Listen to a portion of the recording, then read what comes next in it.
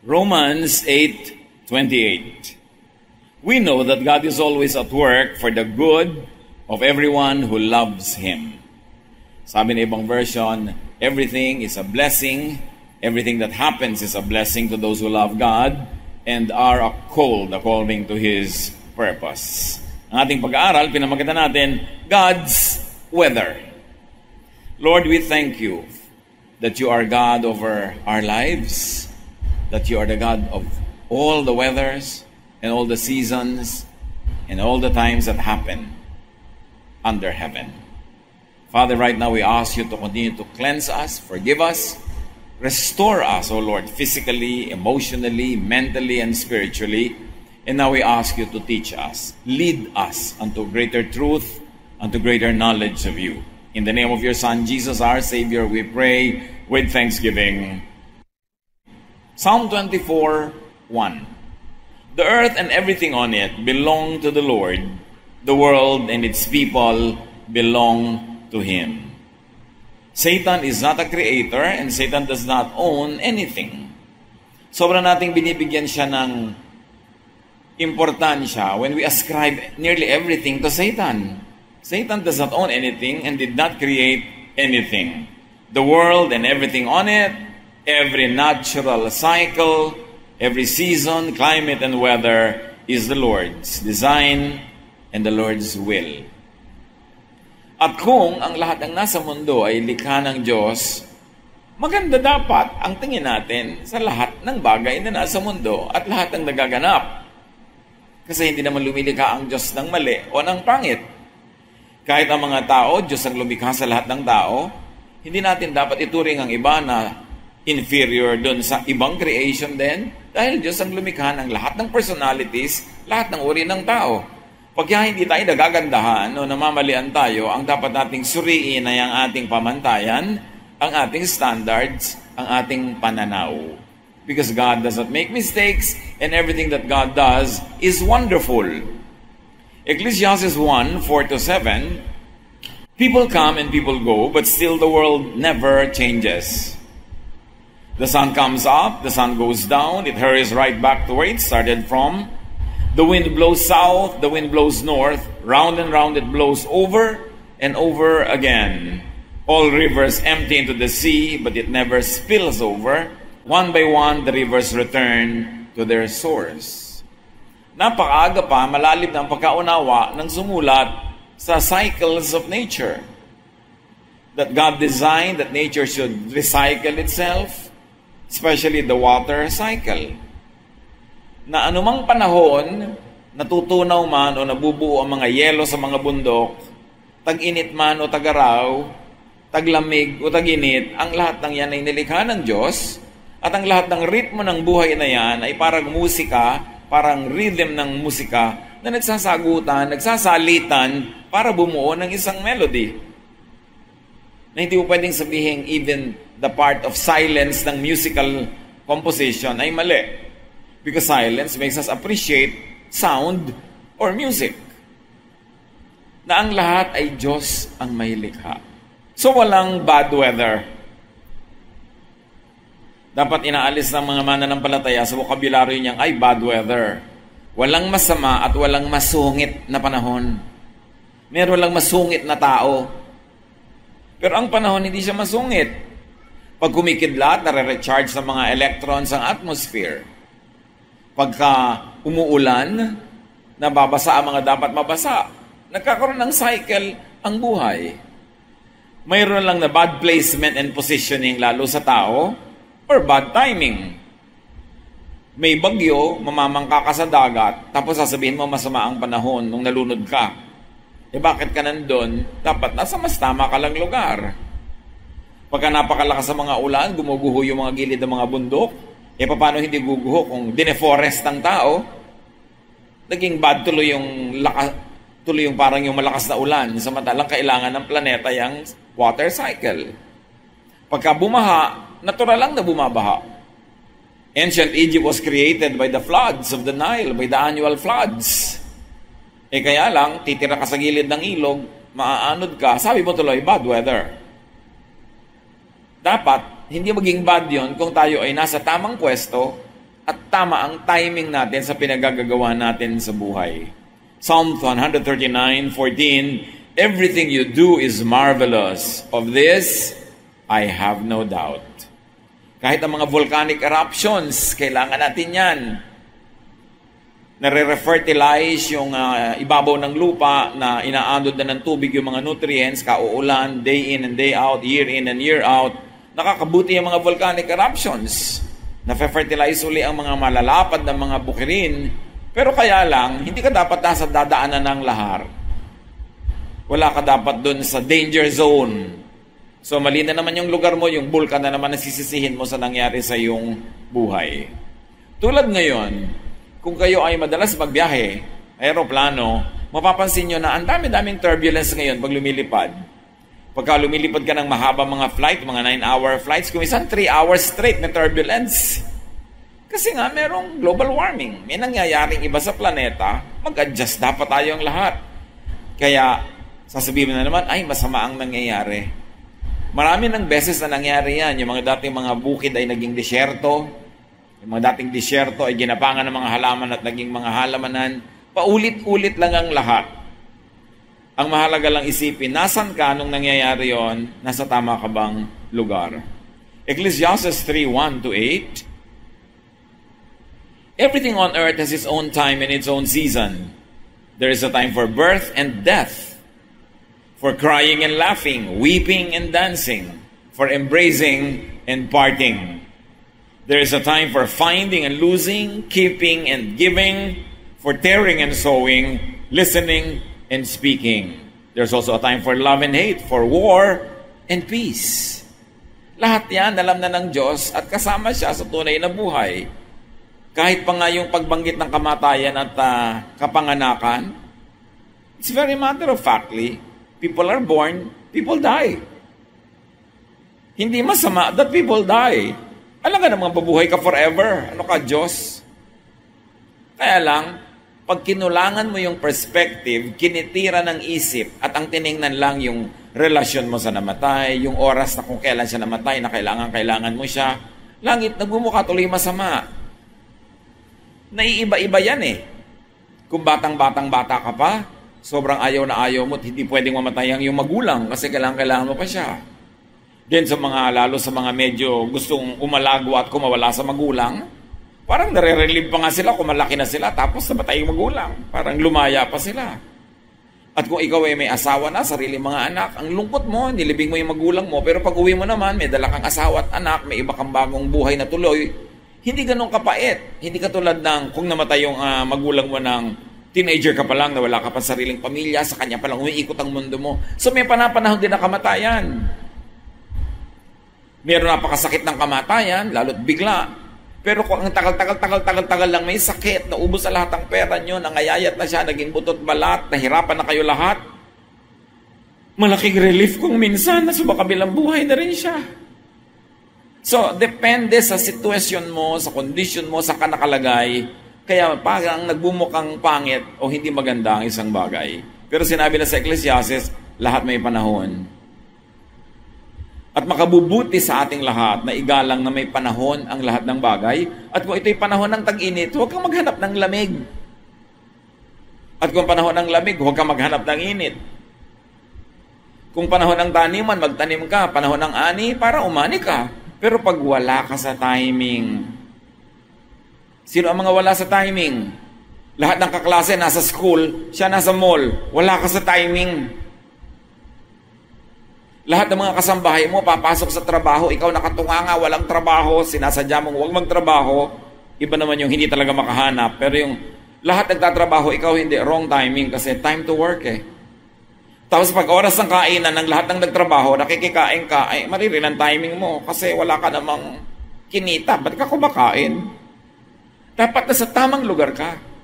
Tama ang ginagawa, tama ang timing, at hindi ka makikipagtunggali sa kung ano man ang dinadala sa iyo ng panahon. Kung high tide, kung low tide. Kung malusog, magpakasaya. Gawin ang dapat gawin. At kung dumarating ang oras ng karamdaman, rumatay, magpahinga para makarecover, hindi baligtad.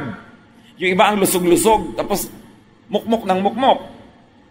Tapos kung kailan may sakit, doon gusto-gusto maging active, baligtad ang panahon. Dapat marunong tayong sumabay sa indayog ng panahon. Each and every time frame and theme is God-ordained, is correct, and therefore good. What matters is to flow with time, to be at the right place and at the right time, to say the right things at the right moments, and to be silent in the correct time to be silent. Do the right thing at the right time, and you will be able to minimize pain and maximize pleasure and even do the most good. Basta nasa tama tayong lugar at panahon. So walang bad time or season pag ito ay natural or cosmic or heavenly. Meron lang talagang bad timing. Ang dapat ma-master ng tao, hindi yung magreklamo sa dumadaang panahon, kundi kung paano mag-employ ng good and excellent timing. Romans 8:28-29, we know that all things work together for good for those who love God, who are called according to His purpose. Ang taong nabubuhay sa kalagitnaan ng kalooban ng Diyos, nagtitiwala ng ganap, hindi man niya gusto ang nangyayari, ay meron siyang malalim na pinagkukunan ng pananalig na hindi man niya gusto at hindi niya nauunawaan, ay alam yun ng Diyos, and therefore, it should not be labeled as bad.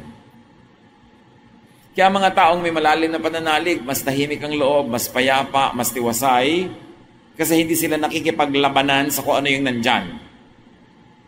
Mayroon silang karunungan na alamin kung anong pwedeng palitan, pinapalitan nila, at mayroon silang espiritualidad para tanggapin ang dapat tanggapin at hindi sila nakikipagtunggali sa hindi naman pwedeng palitan. Nababawasan ang mga struggles, ang mga stress sa buhay. Kaya kung tutusin, walang bad na nangyayari sa tao, lalo na sa makadiyos at sa nakasuko sa Diyos. Halimbawa si Job. Alam natin ang kanyang kasaysayan. He lost so much in life. Pero anong sabi niya sa Job 1:21? And he said, we bring nothing at birth. We take nothing with us at death. The Lord alone gives and takes. Praise the name of the Lord. Kailan niya sinabi yon? Nung dumating sa kanya ang sunod na dagok ng buhay, na dapat meron na siyang karapatang magreklamo, magalit sa Diyos, magtampo. Pero ang sabi niya, wala naman tayong dala nung isinilang tayo. Wala rin tayong madadala pag mamamatay na tayo. Ang Diyos lang talaga ang nagbibigay. Therefore, Diyos lang din ang bumabawi. So magbigay ang Diyos at bumawi ang Diyos. Praise God! Can you imagine kung meron kang ganitong pananalig at ganitong katibay na pagtitiwala sa Diyos? Ano ang yayanig? Anong uuga sa'yo? You'll be stable as a rock. And Jesus is our rock. Kaya mahalaga na ma-develop natin yung pagtitiwala. Even earthly death is not bad. Even the timing of death, when natural or cosmic or heavenly, is not bad. Pero, sabi nga sa Ecclesiastes 12:7, so our bodies return to the earth and the life-giving breath returns to God. So really, what is the big deal? Pag inilayo mo ang iyong pananaw, lumayo ka doon sa pinaka-deathbed, sa relasyon mo sa namatay, sa kailangan mo siya, sa malulungkot ka, lumayo ka, nilayuan mo ng nilayuan, nakatingin ka na from the far vantage point of the universe, sasabihin mo, naturally, people die.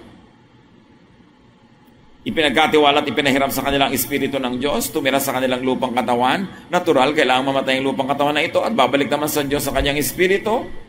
At kung tayo ay nakakatiyak, at magandang ating relasyon sa Diyos, pwede mo pa masabing, praise God, because the person returned to his or to her Maker. Kahit sa mga mananampalataya, hindi masarap mamatayan. Hindi mo sineselebrate yon. Pero, pag mananampalataya ka at naintindihan mo yung mga bagay, mas mababaw ang sugat. Mas natitiis ang kirot. Mas katanggap-tanggap ang hapdi.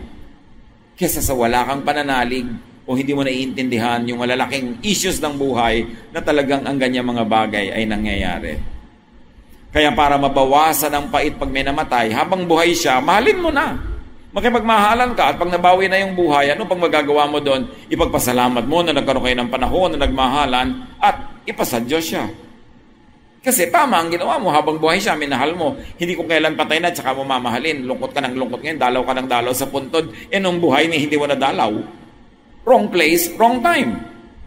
Kaya maraming lungkot. Natural lang na ang tao magwawakas ang buhay na ito.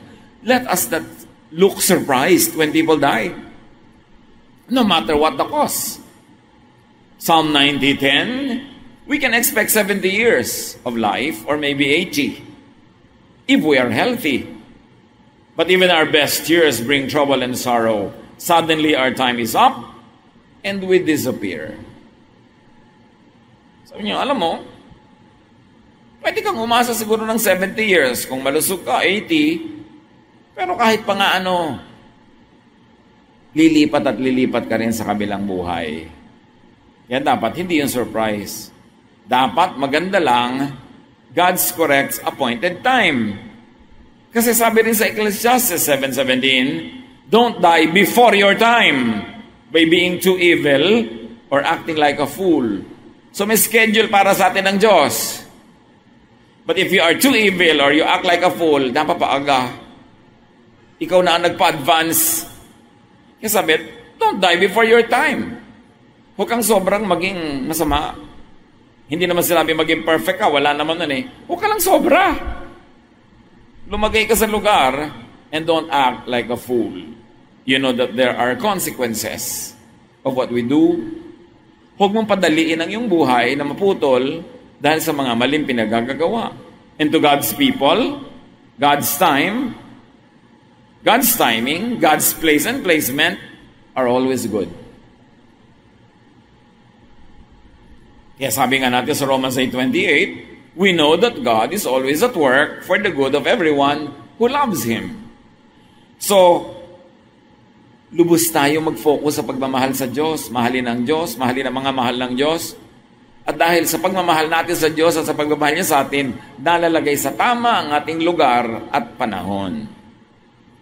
Hindi man natin laging sinasadya, hindi man tayo laging conscious. When we love God, the love of God bless us in a way that we are placed in the right time, at the right place. At na-maximize ang ating buhay. Pray to see, to know that the Lord is and the Lord's way are always good. Kahit sa biglang tingin parang hindi. Kuminsan, apply ka ng visa, dasal ka ng dasal, hindi ka natanggap, hindi ka nakalipad, hindi mo alam na yung pala ipinag-aadya ka lang ng Diyos sa isang grabeng pwedeng sakuna. Meron kang gustong mapakasalan, mahal na mahal mo talaga siya, ibibigay mo lahat, patingin tong ngipin ng lola mo, makuha mo lang siya. Hindi pa rin. Yun naman pala, hindi talaga ang pinakatama sa'yo, magiging impyerno pala ang buhay mo kung yun ang napakasal sa'yo, tapos nagbumukmuk ka, nagagalit ka sa Diyos. Kahit ano na parang ang pangit, parang hindi maganda, kung magmamahal ka sa Diyos, magtiwala kang, yun ang maganda para sa'yo. Kahit sa tingin mo, parang hindi. Pray to see and to know that the Lord is always good, though our specific circumstances may not seem good. What do we know? Mas marunong pa ba tayo sa Diyos? Kaya mga kapatid, kung alam nyo kayo, nagmamahal sa Diyos, ano kayo ng Diyos, minamahal kayo ng Diyos, magtiwala. Kahit mukhang hindi maganda tama ang nangyayari, magtiwala lang. Tulad ni Job, nagtiwala siya. At pinagpala ng Panginoon na sa dulo ng kanyang buhay, lalo pa siyang napagpala. At kung di man mangyari ang tulad ng kay Job at nabawi pa yung buhay mo, di napaaga ang pagpama mo sa Panginoon, pagpapala pa rin. Kaya sabi ni Paul, mamatay ako, pupunta ako sa Diyos. Pag nabuhay ako ng mahaba, makakapaglingkod pa ako sa Diyos. So mamatay ako at mabuhay, blessing. For me to live is Christ and to die is gain. Alin man yan, hindi ko problema kasi parehong blessing yan. Dapat lang matuto tayong isunod sa isip ng Diyos ang paraan ng ating pag-iisip. Isaiah 55:8-9. The Lord says, my thoughts and my ways are not like yours. Just as the heavens are higher than the earth, my thoughts and my ways are higher than yours.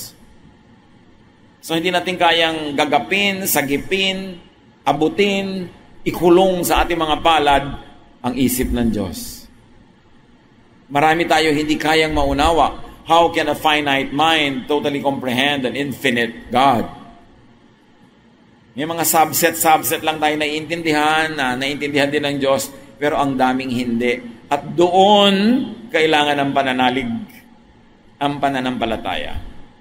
Pray for great faith, as to always believe and trust that everything that God does and allows to happen is always good. Ano ang nangyari at naganap sa inyong buhay o hanggang ngayon nagaganap o magaganap pa na ayaw nyo? Hindi nyo gusto. Iba ang ipinagpe-pray nyo, iba ang gusto nyo, pero iba pa rin ang nangyayari. Psalm 31:14, but I trust in you, Lord. I say, you are my God.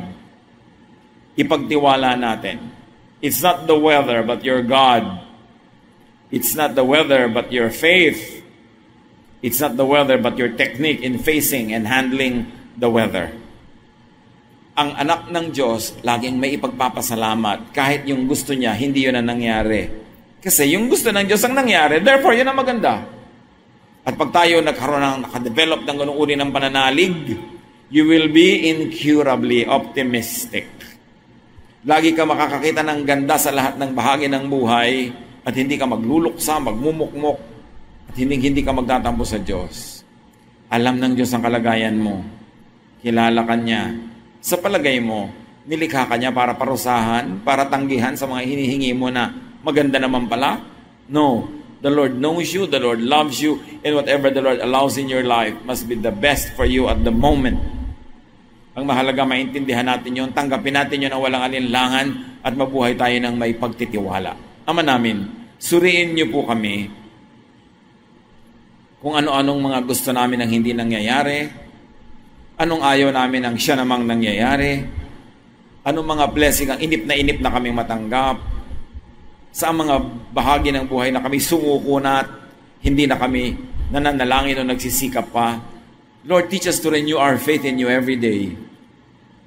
Na laging maging bago sa amin ang pananalig na ito, bago ang lakas, bago ang kulay, bago ang musika ng aming pananalig. At nang sa gayon, lagi kami maging masigla. Magkaroon kami ng pag-asa, pananalig, at pagpapasalamat at pagpupuri sa inyo. Magbulay-bulay tayo mga kapatid kung ano ang kahulugan ng mensaheng ito sa atin. Meron ba tayong tinatawag na bad weather, bad luck, bad things in our lives? Ang unahin natin is to love God. To develop our loving relationship with God, because everything that happens is a blessing to those who love God. So ang una nating unahin, yung talagang maging malapit tayo sa Panginoon at mapagtiwala at makita natin ang kanyang kamay na kumikilos kahit hindi yung gusto natin puntahan, doon niya tayo dinadala. Ama namin, turuan niyo po kami magtiwala ng lubos at ganap, hindi sa naaabot lang ng aming isip at pangangatwiran, kundi yung walang patakarang pananalig sa inyo. Diyan naghahari ang inyong kapayapaan, ang inyong kasaganaan, at ang inyong pag-ibig. Magbulay-bulay tayo mga kapatid, angkinin ninyo ang mensahe at ang turo ng Panginoon sa atin at gawing lakas ito sa mga darating pa nating haharapin na akala natin bad. Lord, teach us to have eyes to see, faith to see that everything you do and everything you allow is beautiful. Let's be alone with the Lord in silent reflection.